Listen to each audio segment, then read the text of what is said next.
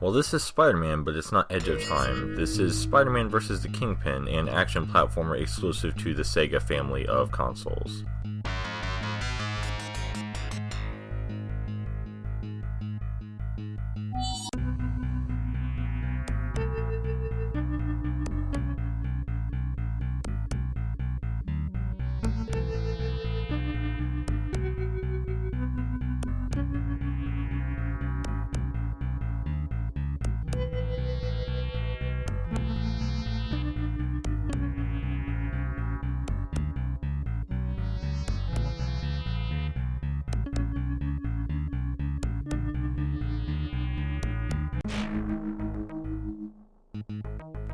So the Kingpin just turned all of New York City against us, and in the process probably created many illegal vigilantes. We could just jump up this building, but this woman's being robbed, and we can't have that. $10,000 doesn't seem like a whole lot to capture Spider-Man. I mean, even J. Jonah Jameson has offered more money than that in the past.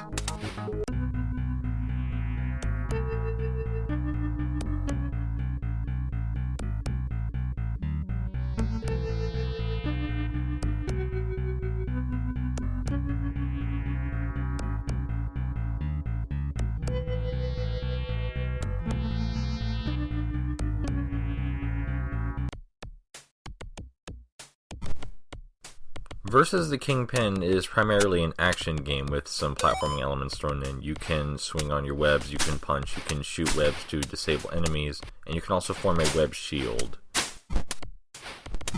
And of course, as Peter mentioned, we need to take photos along the way to help prove our innocence, though considering who's going to be publishing the photos, I doubt it's going to work out as we planned.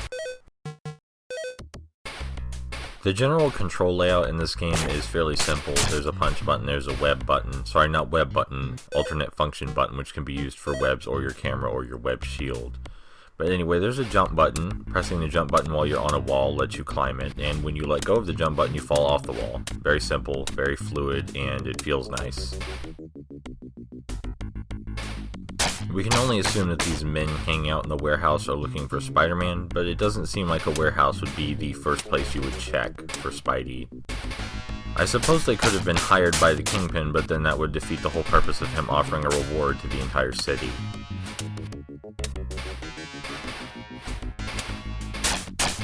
I'm rather curious as to how JJJ is reacting to this whole situation. I mean, he has a very anti-vigilante stance, or does that only apply when it's Spider-Man doing the vigilanteism? In another stage in this game, there's a man that very closely resembles J. Jonah Jameson just running around on the street yelling angrily at Spider-Man, so he might be in favor of this whole thing. We just took a picture of that random thug, but as you'll see later, that's not worth very much money. Well, actually, you can see it right now, down at the bottom. We only got $5 from that shot.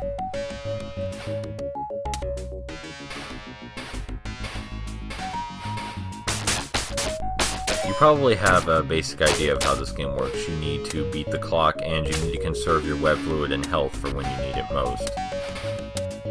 Avoiding combat with non-boss enemies is almost always a good idea, because it's not like they drop health pickups or anything. You can try to cheese the whole game if you want and use the web shield for the stages, but then you better have memorized the boss patterns, because that's when you really need your web fluid otherwise. What do you think the first time was Spider-Man crawled in a ventilation duct? This can't possibly be his first time. Up here is our first boss and Spider-Man's most fearsome enemy.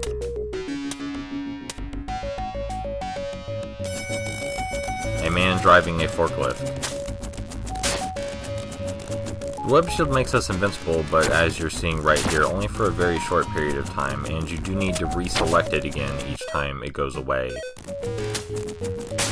I find it a little funny that Spider-Man is having a harder time fighting a guy in a forklift than actual thugs with guns.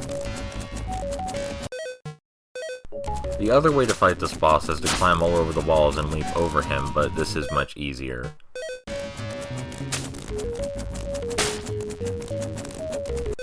Before I forget, we do need to take a picture of this fellow because he does count as a boss fight and he gives us a whole $50. Oops.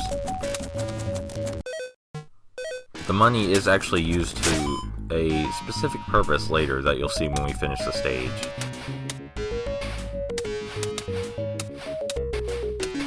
I have a lot of trouble right here because my head's a little screwy and I feel like I should be facing the direction I'm jumping before I jump. There are so many easier ways to do what I'm doing right here, but I'm just being really stubborn and getting shot in the face for it.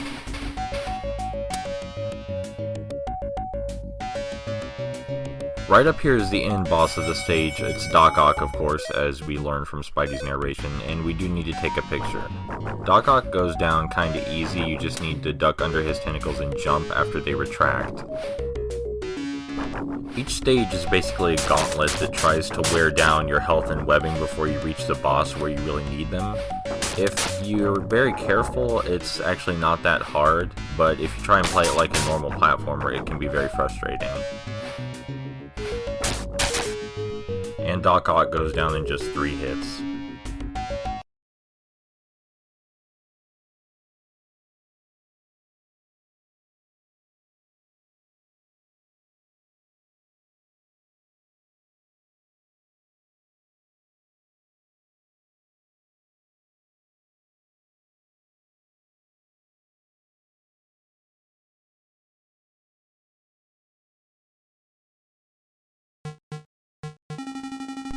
That was a very silent cutscene. Right here you can see our score tally, which of course includes the pictures we've taken and the money they're worth.